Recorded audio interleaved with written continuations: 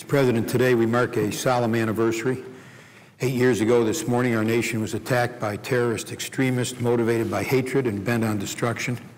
And it is always appropriate to remember the shock of that day, the innocent lives lost, and the efforts of our nation has made since to ensure that Afghanistan, the nation that hosted those terrorists, cannot again become a safe haven for terrorists seeking to attack us. But today is an especially appropriate occasion to take stock of those efforts and consider how best to continue them. I recently returned from a trip to Afghanistan where I was joined by colleagues, Senators Jack Reed and Ted Kaufman.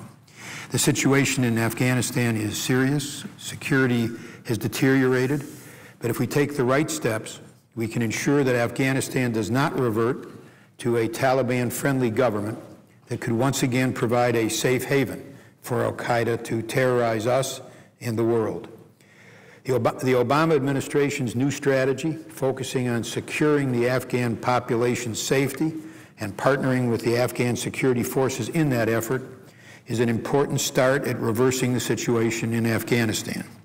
The change in strategy has led our forces, in the words of General McChrystal's counterinsurgency guidance, to, quote, live, eat, and train together with the Afghan security forces, plan and operate together, depend on one another, and hold each other accountable and treat them as equal partners in success.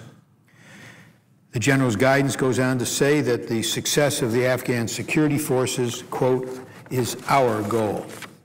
To achieve that goal, we should increase and accelerate our efforts to support the Afghan security forces in their efforts to become self-sufficient, delivering security to their nation, before we consider whether to increase U.S. combat forces above the levels already planned for the next few months.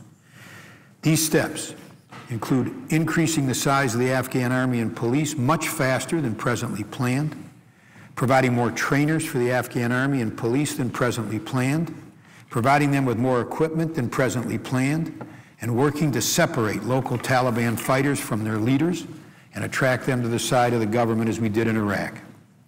While the security situation in Afghanistan has worsened, we still have important advantages there. The Afghan people hate the Taliban. Public opinion polls there show support for the Taliban at about 5%. In addition, the Afghan army is highly motivated and its troops are proven fighters. Despite those advantages, we face significant challenges. General McChrystal believes, and I agree, that we need to regain the initiative and create a momentum toward success. General McChrystal worries, and rightly so, about the perception that we have lost that initiative and the impact of that perception on the Afghan people, their government, al-Qaeda, and the Taliban. By contrast, if we can dispel that perception, we have a chance to convince local and lower-level Taliban fighters to lay down their arms and rejoin Afghan society. I believe the most effective way to retake the initiative in Afghanistan is with a series of steps to ensure that Afghans' army and police have the manpower, equipment, and support to secure their own nation.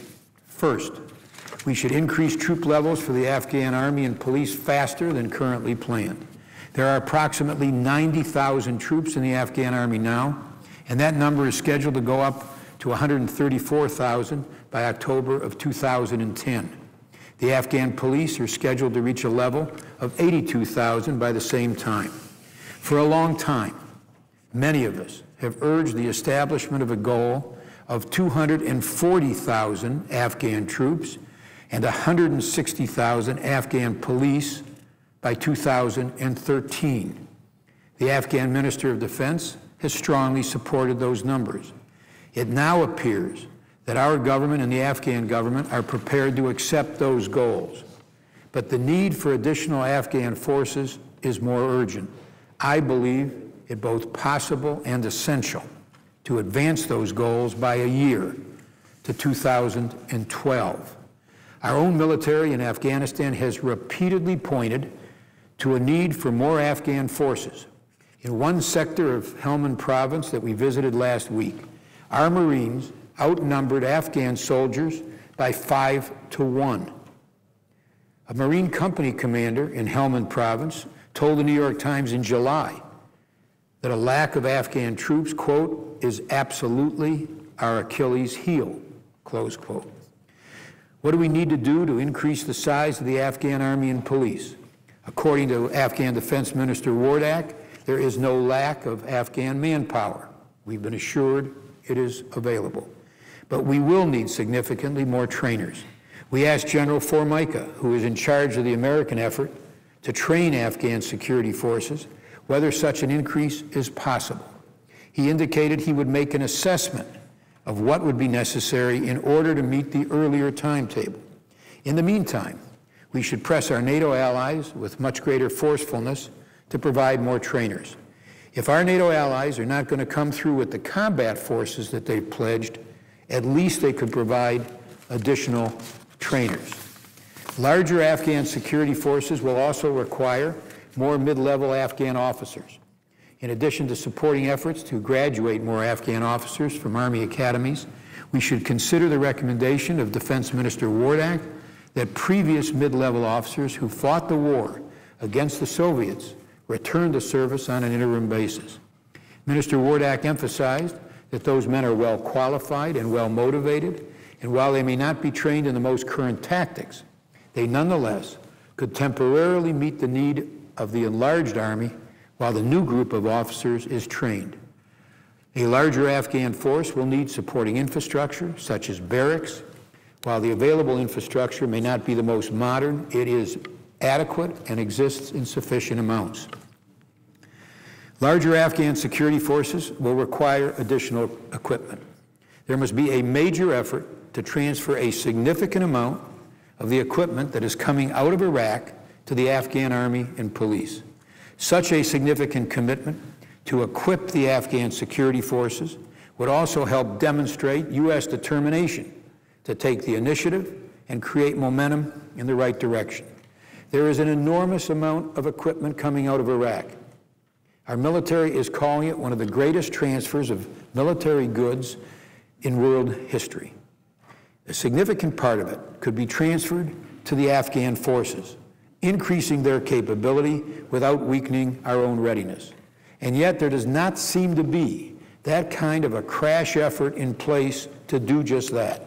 We need to obtain, on an urgent basis, a list of the basic equipment needs of the Afghan forces and a list of how those needs could be met in a major program to transfer equipment leaving Iraq.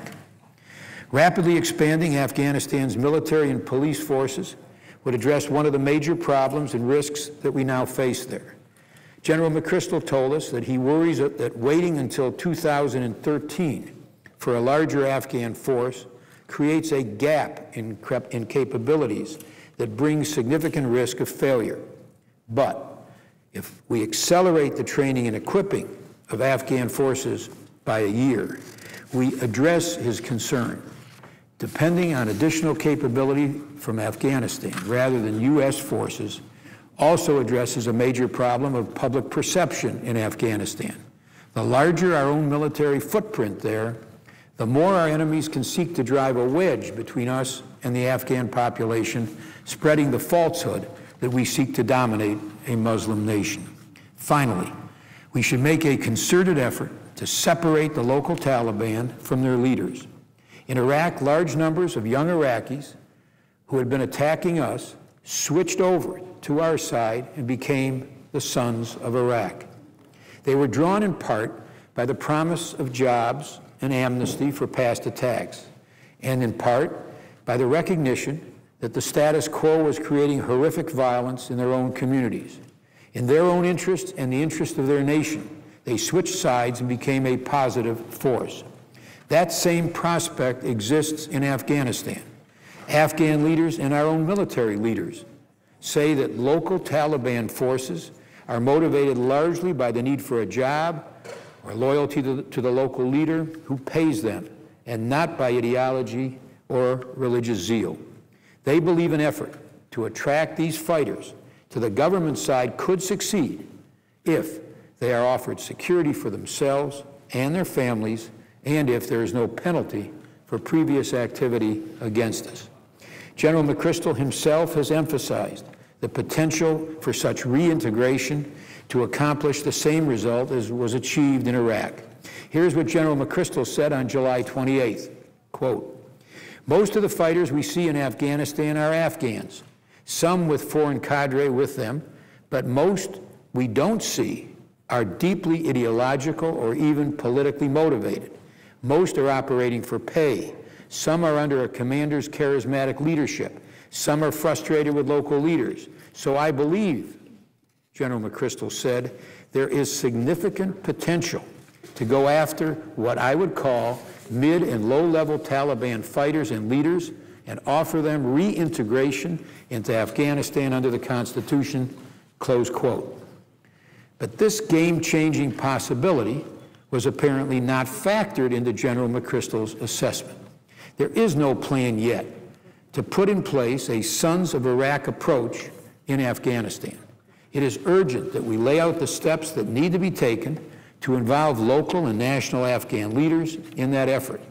They alone can accomplish this crucial job, but first we and our Afghan allies must draft such a plan on an urgent basis, and the potential positive impact of such a plan should be taken into account as we consider the need for any additional U.S. military resources.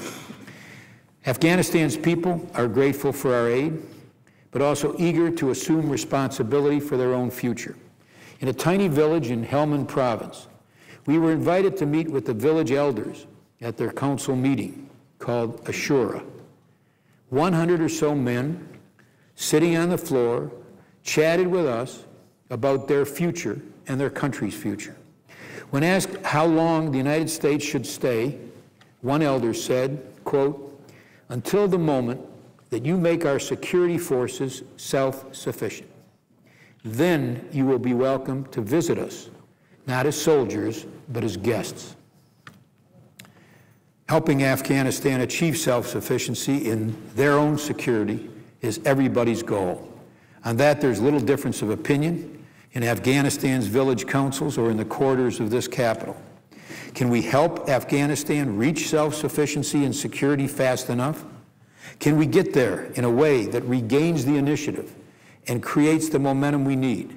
Can we encourage those lower-level Taliban to abandon an insurgency headed by terrorists whose fanaticism they don't share?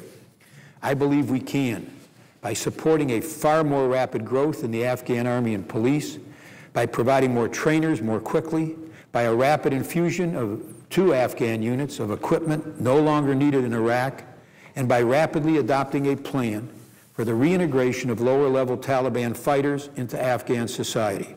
In other words, we need a surge of Afghan security forces. Our support of their surge will show our commitment to the success of a mission that is clearly in our national security interest, without creating a bigger U.S. military footprint that provides propaganda fodder for the Taliban.